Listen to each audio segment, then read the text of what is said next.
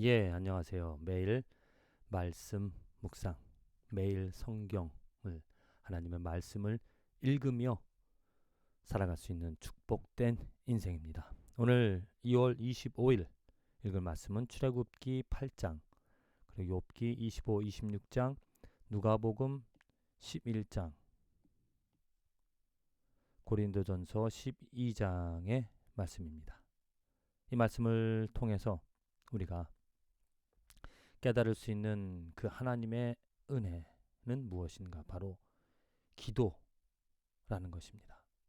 기도라는 축복, 기도할 수 있는, 또 기도를 통하여서 얻을 수 있는 유익함이 우리에게 있다. 기도라는 것은 하나님과의 대화죠. 그리고 우리들의 부족함을 구하는 것입니다. 그 기도를 통하여서 우리들은 하나님을 더 알 수, 곧 하나님과 교제를 나눌 수 있고 우리들의 부족함을 채워 나갈 수 있다. 자, 그래서 예수님께서 기도를 누가복음 11장에서 가르쳐 주십니다. 무엇을 위하여서 기도할 것인가? 그것이 전반부에 예수님께서 제자들에게 이렇게 기도하라. 그리고 주기도문을 가르쳐 주시죠. 하나님의 영광을 위하여서, 그 하나님의 영광이 또 이 땅 위에 임하기를, 또 일용할 양식을, 또 죄의 사함에 대하여서 구합니다. 이 기도를 통하여서 하나님께서 우리들에게 원하시는 것, 바라시는 것은 첫 번째로 무엇이냐? 하나님을 인정하는 것입니다. 하나님이 모든 것의 주인이심을 인정하고 또 그 하나님의 뜻이 이루어지기를 바라는, 그 뜻이 이루어지기 위하여서 내 삶에서 하나님의 도구로서 살아가기를 철저히 하나님 중심의 기도입니다. 내 목적과 내 살아가는데 내가 원하는 것, 내가 바란 내 목적을, 내 욕심을, 내 편한 것을 위하여서 구하는 것이 아니라 하나님의 뜻이죠. 아버지의 마음입니다. 오늘 내가 이 땅에서 살아가면서 내가 간절히 바라는 것이 무엇인가? 나는 무엇을 위하여서 기도하는가? 정말 주님께서 주신 기도처럼 하나님의 거룩함이고 하나님의 뜻인가? 그 뜻이 이루어지기를 바라며 살아가고 있는가? 그것을 구하고 있는가? 아니면 내 육신 편하고자 내 정욕들을 위하여서 구하고 있는 것은 아닌지, 다시 한번 나의 기도는 어떠한, 나의 기도 내용은 무엇을 구하고 있는지를 생각해 볼 수 있었으면 좋겠습니다. 이어서 개구리 재앙, 그리고 티끌, 재, 그리고 파리, 이제 모세를 통하여서 하나님께서 바로에게 그 애굽 땅에 재앙을 내리키십니다. 이 재앙을 계속 지금 첫 번째 피로, 나일강이 피로 변하는 재앙에 의해서 8장에 의해 개구리, 티끌, 그리고 파리, 이런 재앙을 일으키는데, 재앙을 일으킬 때마다 바로는 마음이 강팍해집니다. 신비한 능력을, 정말 어떤 두려움을 가지면서도 또한 그 재앙이 지나가면 또 강팍함을 가져서 이스라엘 백성들을 보내지 않죠. 하나님께서 그 가룟의 마음을 점점 더 강팍해 하셔서 거기에 하나님의 뜻을 이루어가는 것을 볼 수 있는데, 오늘 이 말씀 가운데서 계속 재앙이 일어날 때마다 그 애굽 백성이, 애굽 왕이 어려움을 당하고 이것을 물러가게 하라 이렇게 요구합니다. 그럴 때마다 모세가 하나님께 기도를 합니다. 그렇죠? 모세가 12절에 모세와 아론이 바로를 떠나 나가서 바로에게 내리신 개구리에 대하여 모세가 여호와께 간구하매 여호와께서 모세의 말대로 하시니 개구리와 집과 마당과 밭에서부터 나와서 죽은지라. 하나님께서, 모세가 간구하니 하나님께서 응답해 주셨다. 그리고 이제 티끌이 이가 되어지는 그런 재앙 있을 때도 역시 모세가 여호와께 이르시되 간구하였을 때 하나님께서 그의 간구를 들어주어서 그 재앙들을 물리쳐 주시는 그러한 일들을 볼 수 있습니다. 기도를 들어주시는 하나님.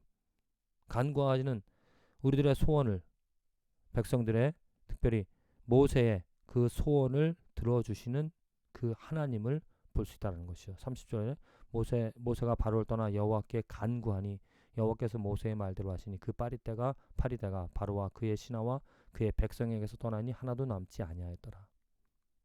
간구할 때 들어주시는 하나님, 이 말씀을 통해서 우리들이 하나님의 뜻을 정말 위하여 간구할 때, 예배를 위하여서 또 내 영혼의 거룩함을 위하여서 간구할 때 분명히 하나님께서는 그것은 하나님이 원하시는 하나님의 뜻이기에 이루어 주실 줄로 믿습니다. 이제 욥기 25장입니다. 빌닷이 또 욥을 정죄하죠.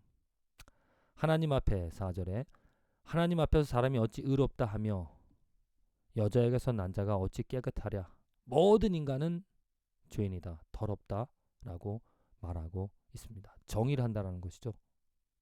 그런데 그 정의는 맞는 정의일 수도 있습니다. 그런데 지금 그 정의함이 욥에게는 해당이 되어지지 않는다는 겁니다.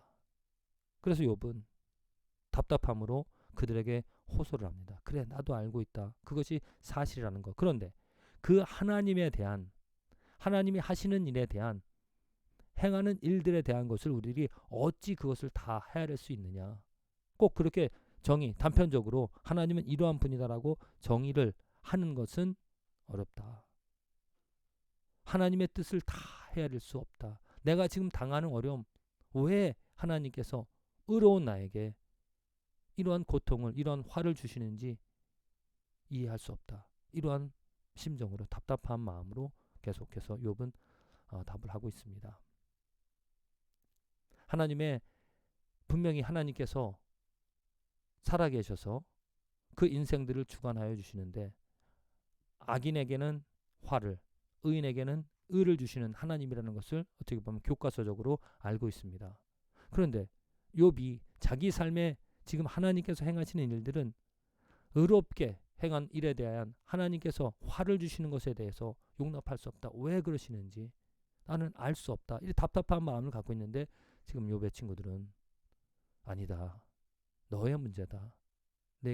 내가 의롭지 못하기 때문에 하나님께서 이런 화를 주신다라고 말을 하고 있습니다. 이후에 이제 어떤 하나님께서 깔끔하게 해결을 해 주시는데 우리가 이 말씀을 통하여서 깨달을 수 있는 것은 다시 한번 정말 내가 체험하는 그런 하나님의 관계에서 그 하나님을 말하고 있는지, 하나님을 이해하는지, 이것은 깊은 정말 하나님과의 교제, 그 기도를 통하여서 우리들이 깨달을 수 있습니다. 왜라는 질문보다도 하나님의 마음을 하나님께서, 이 뜻을 하나님께서, 그 하나님의 뜻을 이루어 가고자 이러한 일들을 일으키시는구나. 그래서 하나님의 마음을 좀 더 이해해 보고자 하는 깊은 하나님과의 대화, 관계가 우리에게 필요하다. 고린도전서 12장의 말씀이죠. 이제 은사에 대해서 말을 하고 있습니다. 그 하나님께서 성령의 은사로서 우리에게 주셔서 각기 다양한 한 가지만 나타나는 것이 아니라 마치 몸에 많은 지체를 가졌듯이 다양한 은사들을 우리에게 주신다라는 것. 그리스도가 머리가 되어서 우리의 몸을 교회가 이루어가고 있는데 그 각기 지체가 다른 은사를 받고 다른 일들을 한다는 겁니다. 그래서 지체가 다른 지체를 행하는 것을 보고 너는 왜 그러냐? 말할 수 없다는 것이죠. 교사는 교사로, 선지자는 선지자로, 병 고친 자는 병 고치는 은사, 여러 가지 다양한 것으로 하나를 이루어가는 공동체. 그런데 그런 다양한 은사 가운데서 사도 바울이 권고하는 것, 말하고 있는 것이 31절에 너희는 더욱더 큰 은사를 삼어라. 내가 또한 가장 좋은 길을 너에게 보이라.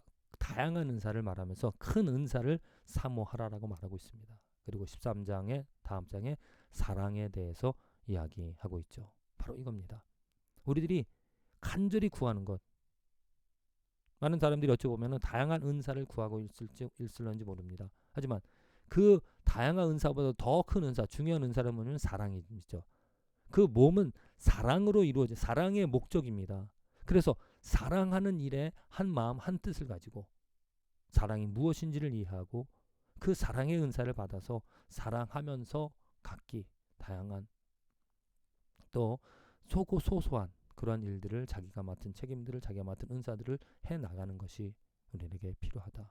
그래서 정말 우리들 기도 하나님께서 주신 하나님께서 우리들에게 허락하신 이 기도는 축복입니다.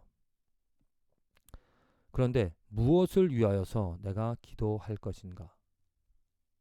내가 무엇을 위하여서 어떠한 목적을 가지고 기도할 것인가? 바로 사랑입니다.